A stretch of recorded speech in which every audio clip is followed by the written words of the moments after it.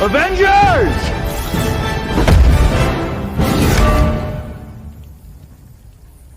Assemble.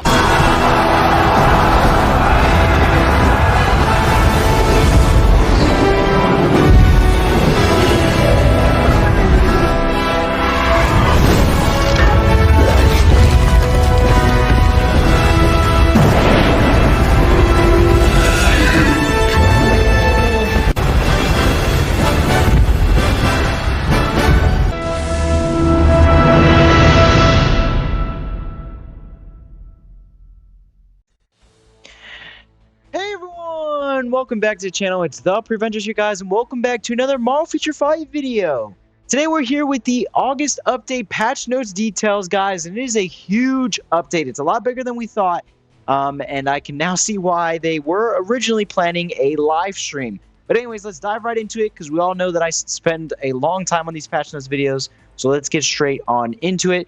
The game is actually under maintenance as we speak. By the time this video comes out, we should be probably close to done or an hour or two away from the maintenance being done. I'm not quite sure when it's going to be posted, but it's going to be posted around there.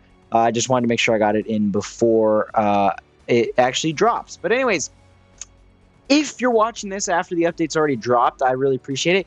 And it'll also help you sort of get an insight on the characters. So let's go ahead and get straight on into it. So first of all, we got Omega Red as a brand new supervillain to Marvel Future Fight. He is a combat character, and he's a mutant male under his allies and gender here. He unfortunately stays at tier 2. So exactly what I said, there was a low chance of happening, ended up happening, and it's unfortunate. No tier 3 or transcendent for him, so he's basically going to be useless for a little while. But hey, you can at least still have fun with him in Shadowland and I guess World Boss Event. I don't know what to say, guys. It kind of sucks. It's honestly the only L of this update, though. So let's dive right into it. So first of all, you can get him from the X Genes daily bio sub. You can get him from a chance from a premium hero chest, and you can apparently get him from an event quest shop that we're going to be getting. Which we'll know more of as the update drops. So we should be able to get them for free. Remember, it's a limited time only because this event quest shop is not always around. His leadership is increased all speed by 6%. Kind of sucks. His applies to self, though, is pretty good. 30% increase of physical attack. He has super armor. He has a 5% recovers of HP to self. His tier 2 passive is also going to be a 35% increase of HP and some decreased basic damage received. On his first skill here, it's going to be a 7-second cooldown. He has Snare, Bleed, he has a 15% heal, a barrier, and physical damage. On his second skill, it's a cooldown of 10 seconds. He has Paralysis and physical damage. His third skill here is going to be a cooldown of 15 seconds. He has Accumulation, 100% chance to grant all damage immunity, and some burn and stun along with that.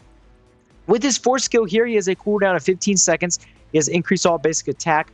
He has decreased all basic defense, which actually stacks up. So that's going to be pretty interesting. If he gets a tier 3 or transcended, maybe he could end up good. Who knows? On his fifth skill here, sorry about that. On his fifth skill here, he has Snare, Invincible, and some crit rate on a 15-second cooldown. Then we look at the 3 brand new uniforms, and first up we have Cable here, who's getting a tier 4 and brand new uniform. He stays a superhero Blast. He's going to be 1,050 crystals. His uniform options going to be all basic attack and all basic defense, of course. He's going to stay Weapon Master, Leadership, and Machine tags. He has, on his uniform effect, crit rate and crit damage, and increased chain hit damage, which is pretty nice. On his ultimate skill here, he has Invincible, increased basic damage, and some energy damage. On his passive, he has 85% chance to penetrate with all barrier, which is pretty interesting. On his tier 2 passive, he has increased guaranteed critical rate and increased skill damage. On his first skill here, he has a cooldown of 9 seconds. He has stun, snare, and some energy attack, of course. He stays energy attack. For his second skill here, he has a cooldown of 10 seconds. He has silence, paralysis, and some more energy damage. On his third skill here, it's pretty stacked. He has some 15-second cooldown. He has some accumulation. He has some all basic attacks, some barrier, some super armor, a 15% heal, and paralysis. On his fourth skill here, it's going to be a 14-second cooldown. He has burn, paralysis, increase all basic attack and defense by 60%, some extra crit rate, and some more energy damage, of course. On his fifth skill, it's going to be a 15-second cooldown. He's invincible. Incapacitation, I can never say that word, which removes all active buffs, which is interesting, and some bleed and burn. So we'll have to see how good he is in ABX, considering he has all these bleed and burns on his skills. It's going to be pretty interesting, especially because he's tier 4. He will directly sort of compete with other Blast tier 4s. So let's see how he fits in. On paper, it looks good, but let's see how it is in game. Next up, we have a brand new uniform for Strife. Of course, he's a Crystal Wall character or deluxe pack character, so his uniform is actually going to cost 1,500 crystals. He's a supervillain Blast with pure evil and energy protection tags.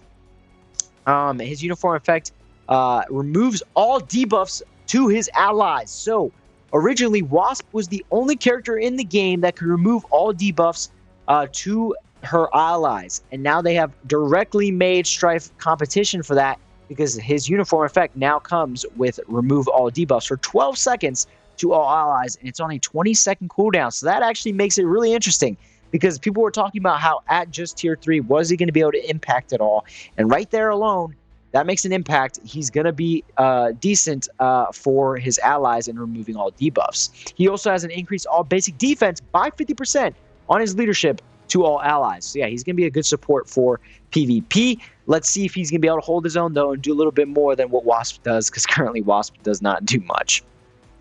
All right, here we go. So on his tier 2 passive, he has an 80% chance to penetrate. Super armor, he has increased all basic defense.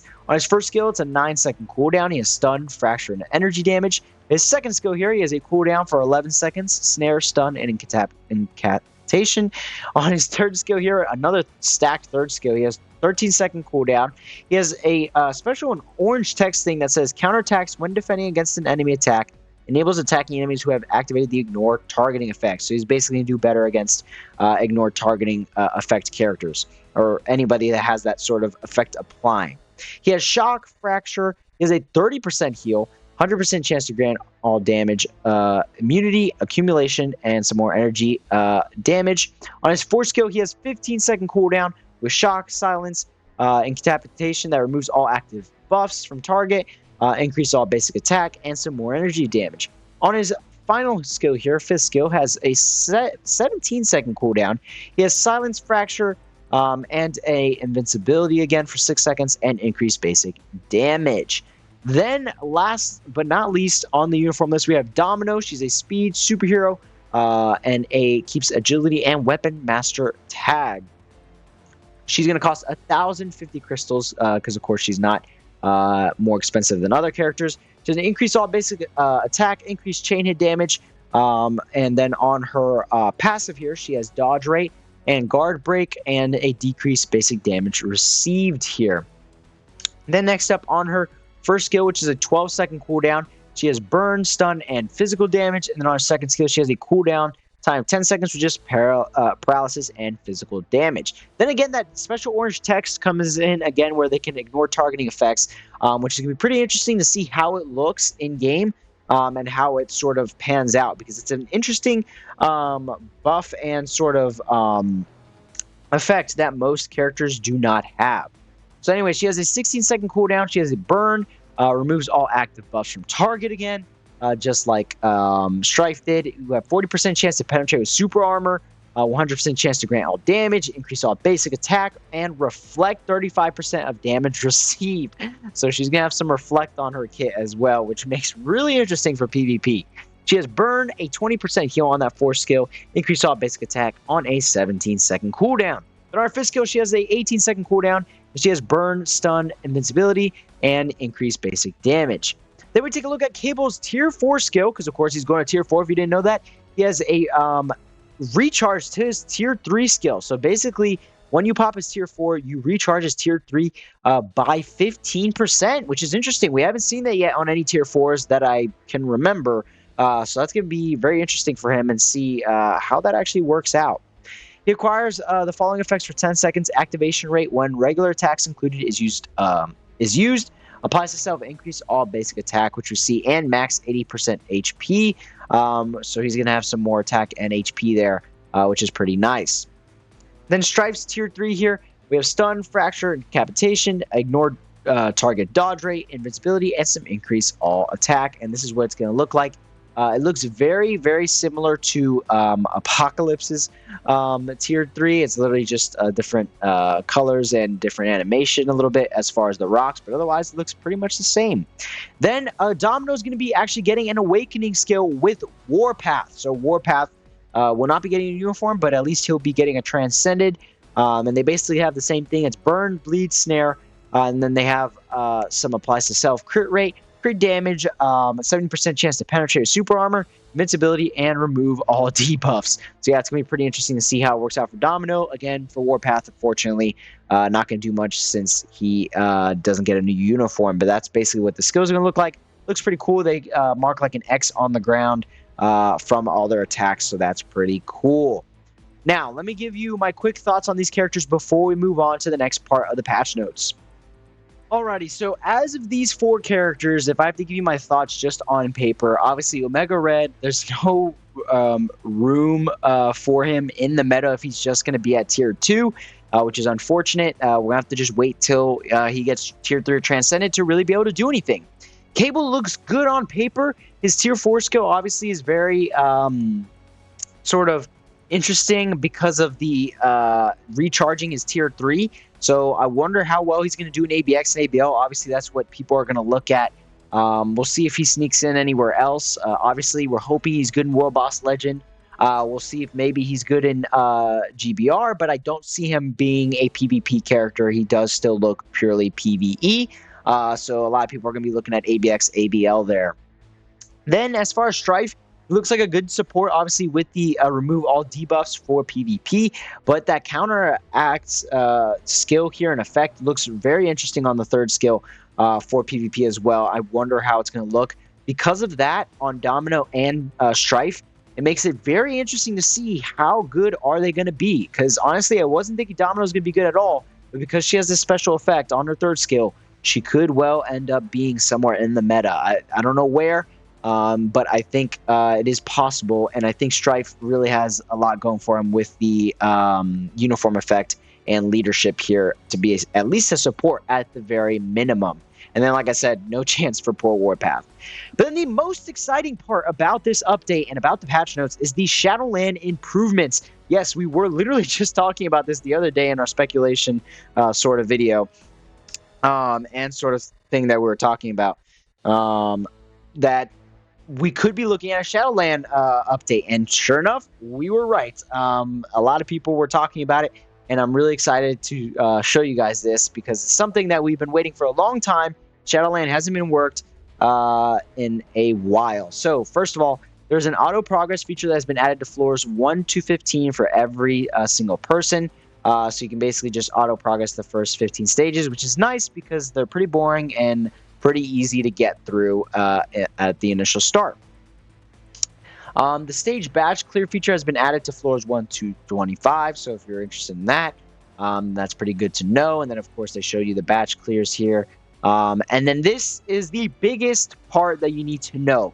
The Shadowland shop has been added. So now there's a shop for Shadowland, and you can buy many different rewards, such as Shadowland chests, Dimension chest CTPs, Odin's Blessings, and Carmaranium, and then, of course, EOD and Black Antimatter. That is huge, guys, especially with the Carmaranium and CTP chests.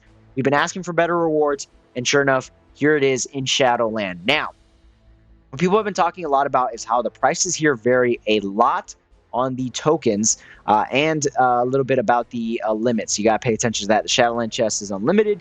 Obviously, the CTP chest and more expensive stuff is monthly limited, except for the carbs. Monthly limit is 2, so that's a little bit more than the Odin's Blessing, or I mean the Dimension chest. The Odin's Blessing falls in with the Carmaranium.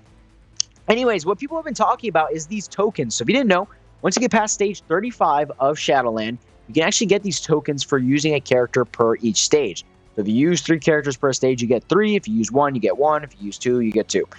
But because of that system, and because you have to get to at least past stage 35, to get these tokens, you'd only be able to get about, I think it was about 170 is what I ended up counting around there, 170 of these tokens per week. So if you put that into perspective, it's going to be a long time till you get a CTP chest, probably a year or two. Um, it's going to be a really long time. So people are speculating that we are going to sort of see a change to how many of these tokens we get per stage and on if we get them before stage 35. Now, they don't talk about it anywhere here. So it's going to be interesting to see. We won't really know until the actual update drops. Other than that, there's not much else that you need to know other than you can use power saving mode. There are some stages that have been slightly changed, and autoplay plus can now be used without having to purchase the shield special support. So that's pretty sick. But other than that, that's pretty much it. Obviously, this is huge. The rewards are going to be massive. We're glad to finally see a rework with the rewards. Now it's just time to see what they sort of do with the tokens and whatnot on how they really go about changing that. Then we have others, just sort of content improvements, other small stuff here. You can now set always max to your boost points in giant boss raids, so that's pretty cool. So agents can now proceed from the first stage of the theme when auto progression story. So you can start from stage 1 or start from wherever you want. So that's pretty cool. A couple of smart changes we got. Gain lost points can now be checked in Otherworld Battle. Debuff heroes can now be checked at the hero deployment screen in Otherworld Battle. So that's pretty cool. The image of the special icon will not be revealed in the Otherworld Battle Info Rewards tab, so you can't see that anymore. So I don't know where we're going to be able to see the new special icons, but okay. The abilities of opponents in the first difficulty of Dimension Rift have been decreased. So for those of you trying to get your first Rift clear, should be a little easier now after this update. The next biggest thing we got to talk about is the new CTP. Yeah, I don't think anyone saw this coming, but we got a brand new CTP. The CTP of Conquest has been added as a new custom gear. Check out the new abilities wall, which decreased damage received when hit, and Clash would increase the damage dealt to enemies. So basically you have guard break immunity, recovery rate, activation rate when HP is below 50%, recovers 10% of HP, 20% increase of max HP, wall, which is the new feature they're talking about, which decreases damage received when hit, and reduced damage decrease with a cooldown of 11 seconds. So that's the normal option. I'll tell you right now, it looks a lot like a PvP CTP. I think we're going to have a new best PvP CTP with this, looking at it on paper. Like I said, in-game, a lot of this stuff changes up, so we'll have to wait and see how it is in-game. But on paper, it looks really good. As the Mighty option, when you get the normal options sort of stay the same, they can just be rolled to the maximum amount of percent. But for the Reforged option here, we get increased basic damage by 60%, an additional 50% of concentration based on the number of enemies, and then applies itself increase all basic attack and defense. Then on the Brilliant version of the CTP of Conquest, which sounds really weird to say still, I'm going to have to take some getting used to saying that, you get some increased basic damage by 90% on the Mighty of 60%, and then 80% on additional when you had 50% on the Mighty version. And then you have a cooldown of 7 seconds instead of 8 seconds here. And then you have additional 12% to increase all basic attack and defense. So yeah, that's pretty awesome. Like I said, it came out of left field, but it's pretty cool to see. We'll take a new CTP. And now that we have even more ways to get CTPs, hopefully we can get our hands on it and start messing around with it and playing with it. We have new comic cards here. These are cool to see. Obviously, none of them are new premium cards, so no one's going to be running these cards. But it is still cool to see that we're getting new cards because you can actually, as you collect them, you get some new effects, of course. And it seems we'll be getting all attack by 4% for this set here. So that's pretty cool. Next up, we have the new artifacts. We have an increased basic damage by 2% of crit rate for cables. So we'll see how that works out in PvE. We have it recovers by HP by 2.2% for Strife. So, of course, you can see they're leaning towards PvP there. Omega Red, unfortunately, has an increased all basic attack, but it doesn't matter. It's at tier 2. It really sucks. Honestly, everything that's updated looks great, except for Omega Red, which I think is what had people the most hyped. So I'm really interested to see where people fall with this update, if they like it or not, because all the hype kind of went down the drain for Omega Red, but all the hype for everyone else went up. And, of course, the Shadowland new CTP made more hype for the update. So I don't know. It's going to be interesting. Domino here has a 50% chance to remove all debuffs, so more debuff removal, and 20% chance to dodge, which is awesome on her artifact. And then we have an increased basic damage dealt to enemies with 50% HP or higher, or Warpath. Then we have some new icons for the new Future Pass that's going to be coming out. They all look great. We have Warpath, Domino on a bike, Mega Red that looks awesome, and then Cable here. And then we actually got the Uniform Collection. So that means we won't be getting a part 2 of this update. So yeah, any Deadpool uniform rumors are now being shut down. Any part 2s to this update rumors are being shut down because they gave us the Uniform Collection, which means that this update is basically done. The mid-month will be something completely different. And then we have some other quality of life changes. We have some Alliance support shop stuff that's been fixed. The artifact and uniform effect can now be checked in the Marvel Universe, which is cool. Can now stop craft by 10 times or proceeding with craft more than 10 times. Also, the craft animation will no longer be shown after tapping skip, which is pretty cool. So you can get through it a little faster. A trial uniform 50% discount on the guided quest as a mission reward when proceeding with a new tier 2 after the August update. I'm a little confused what that means, but I'll have to take a look in game to see what that means on my free-to-play, but it sounds kind of interesting. The information and convenience of the in-game chance info has been improved, and agents can now proceed with craft regardless of the number of items that will be required when there is at least one space in the inventory. Then we got a couple other game fixes. Nothing for Kang. A lot of people were looking for a buff for Kang. We didn't get anything, but to be honest, because we got so much other stuff, I'm not going to complain. I would still like to see something maybe for Kang at the mid-month, but because there's so much other stuff, guys, I can see why it was left out. And I'm honestly really happy with this update because not only do we get a bunch of characters to look at, I'm actually going to consider now maybe picking up Domino. I'm of course going to do Cable, but I was thinking about skipping Domino, but it might be a good idea to take a look at her at least since I won't have Strife, to take a look at what this new sort of skill effect does. So we'll have to wait and see. It's obviously going to depend on my mats as well, but for sure I'm going to be building Cable, so stay tuned for that. Anyways, that'll do it for today's video, guys. I hope you guys enjoyed this breakdown of the patch notes. Like I said, the update should be now live or should be live in the next hour or two, depending when this video comes out. But we'll see you guys on tomorrow's video, breaking down the brand new update. We got lots to talk about, lots to dive into, so stay tuned. Anyways, that'll do it for today's video, guys. Like I said, I hope you guys enjoyed. If you did, please consider leaving a like and subscribing to the channel, guys. See you on the next one. Take care.